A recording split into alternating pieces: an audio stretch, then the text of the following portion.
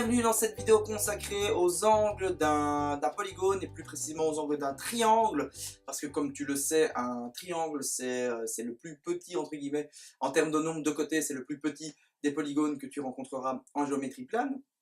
Petit rappel, un polygone c'est une figure plane fermée, composée uniquement de segments de droite, hein, pas de parties courbes, et donc pour faire une figure plane fermée, il faut minimum trois côtés, pardon, Kirototo, trois côtés et donc un triangle. Et à partir des angles du triangle, on va pouvoir déduire des propriétés ou des formules des autres polygones à 3, à 4, 5, 6, 7, 10, 20 millions de côtés. Voilà. Donc dans cette première petite vidéo, on va reparler d'une propriété que tu connais, c'est la somme des angles intérieurs d'un triangle, et tu sais que la somme des angles intérieurs d'un triangle vaut toujours 180 degrés, et je vais t'expliquer dans un premier temps pourquoi et d'où cela vient-il. Pour cela, il faut que tu aies bien en tête les vidéos, les notions abordées dans la vidéo du point précédent, du 4.2, parallélisme et angle. Donc si tu n'as pas déjà fait, je t'invite à regarder cette vidéo pour pouvoir comprendre la petite démonstration que nous allons faire ici. Voilà qui est dit. Alors, tu vois, j'ai ici mon triangle ABC, un triangle, tout ce qu'il y a de plus banal. Je crois que c'est un scalène acutangle. Si, oui, ce sont trois angles aigus. Scalène acutangle. Et à partir de ce scalène acutangle-là, je vais tracer une parallèle à un des côtés. Alors, ici, par facilité de tracer, je vais prendre une parallèle au côté BC et qui passe par le sommet A. Donc, si je trace ici, j'aurais pu le faire à partir de n'importe quel sommet, n'importe quel côté. Si je trace ici une parallèle, voilà, j'ai une parallèle, j'ai fait ça comme un cochon, on dit Joe. Voilà, j'ai une parallèle ici, hop, une droite parallèle, on va D, comme ça on lui donne comme un Manon, et donc D est parallèle au côté BC, et j'ai ainsi plusieurs angles qui sont formés. Je vais avoir celui-ci du milieu, je vais appeler A1, parce que c'est mon angle intérieur, mon angle principal. Ici j'ai A2, et là j'ai A3. Je vais comparer ces angles A2 et A3 avec mes angles C et B. Et je peux voir assez rapidement que mon angle A3 et mon angle B, les amplitudes de ces angles-là sont identiques. Donc A3 est égal à l'amplitude de l'angle B, car ils sont, si tu te souviens bien de la théorie, alternes internes. Donc, considérons ma droite D et mon côté BC parallèles, le côté AB est une séquente et détermine ainsi des angles alternes internes de même amplitude. Donc, ils sont alternes internes. Je vais ensuite avoir que C et A2 sont aussi de même amplitude, et aussi parce qu'ils sont alternes internes. Mais cette fois-ci, j'ai toujours mes deux parallèles ici, et ma séquence c'est AC. Donc, A2 est égal à C, aussi car elles sont alternes internes. Première étape. Deuxième étape, je me rends compte ici que A1 plus A2 plus A3, bien comme ils forment un angle plat, et leur somme vaut 180 degrés. Et donc, que A1 plus A2 plus A3 égale à 180 degrés. Ok? Par construction, ils sont tous les deux adossés à cette droite D, donc leur somme, on voit clairement, tout ça, ça fait 180 degrés. Mais, j'avais A1 reste toujours A1, c'est mon angle intérieur A, mais qu'est-ce que j'avais dit par rapport à A2? Que A2 c'était égal à C, donc dans mon égalité ici, je peux remplacer A2 par C. Et qu'est-ce que j'avais dit par rapport à A3? Que A3 c'était égal à B, donc je peux le remplacer par B. Et donc je viens bien de montrer que A plus B plus C, la somme des trois angles du triangle, valait bien 180 degrés.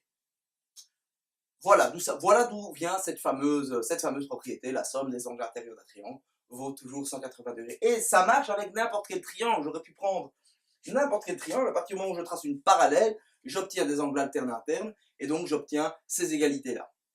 Et c'est de cette propriété que va découler toutes les autres propriétés que nous avons vues dans le chapitre sur les triangles, sur le fait que les angles à la base d'un triangle isocèle ont la même amplitude, que les trois angles d'un triangle équilatéral valent chacun 60 degrés, et que dans un triangle isocèle rectangle, nous avons un angle de 90 et deux de 45.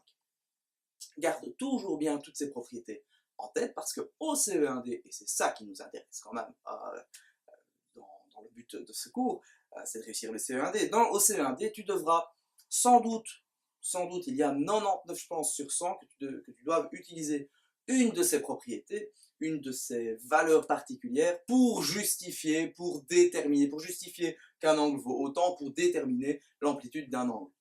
Le problème, c'est que on ne te dira pas clairement, en utilisant la propriété de la somme des angles intérieurs d'un triangle, détermine, non, on te dira juste détermine l'amplitude de l'angle F. Okay, et donc toi tu devras te dire, tiens, mais j'ai un triangle, je connais déjà deux angles, et comme je sais que la somme des trois, ça vaut 180, ben je peux déduire l'amplitude du troisième. Ou, tiens, on me dit que c'est un triangle isocèle rectangle, mais dans un triangle isocèle rectangle, je sais que c'est toujours 90, 45, 45. Boum. Boum. Voilà. D'accord? Donc, garde bien toujours ces propriétés en tête. Et si là, tu les as pas en tête, retourne regarder les vidéos, relis tes synthèses, il y en a plein. Et fais des exercices, c'est à force d'en faire que tu vas prendre l'habitude d'utiliser ça. Nous allons maintenant parler, dans la deuxième partie de cette vidéo, des angles extérieurs d'un triangle. Ce que j'appelle angle extérieur d'un triangle, c'est l'angle formé par le prolongement d'un côté et un côté. Donc par exemple, ici, je vais prolonger dans une autre couleur pour ne pas trop encombrer mon dessin avec du noir. Donc ici, tu vois, si je prolonge FD, ce côté-ci, hop, j'ai ici D2, un angle extérieur. Ok? D. Or, D1 et D2. D1 et D2. D'accord que D1 plus D2, c'est égal à 180 degrés.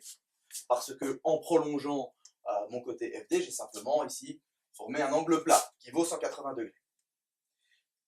Et 180 degrés, j'ai aussi dit que c'était D plus E plus F. Je vais mettre des beaux petits symboles, hein, donc D1 plus E plus F. Je viens de prouver que ça faisait 180 degrés, que là, hein, les angles intérieurs d'un triangle ressemblent aux 180 degrés. Et donc d'un côté, j'ai ceci plus cela vaut 180 degrés, et ceci plus cela vaut aussi 180 degrés. Ce que je peux déduire, et je vais le noter ici, ce que je peux déduire de ça, c'est que mon angle extérieur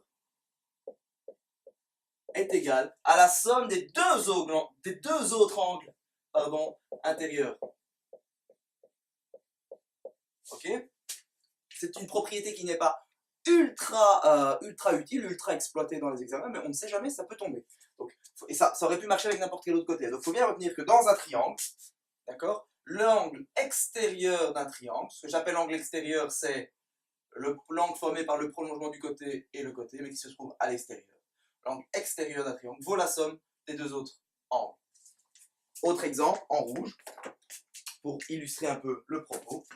Si j'avais prolongé, par exemple, ce côté-ci, voilà, hop, hop, eh bien, ce que je marque en rouge ici, l'angle E2, je vais l'appeler E2, eh bien, l'amplitude de ce grand angle-là extérieur vaut D1 plus F. Et ça marche comme ça avec tous les angles extérieurs. Encore une fois, ce n'est pas la propriété la plus exploitée, c'est pas celle qui revient le plus souvent dans les questions, mais ça se pourrait. Au moins, tu sais d'où ça vient. Et moi, je pense vraiment que quand on sait d'où viennent les choses, surtout en mathématiques, quand ça a du sens, on a plus facile à retenir et à étudier, et surtout à appliquer lors du jour J de l'examen. C'est fini pour cette vidéo. Je t'invite à regarder très vite. À bientôt.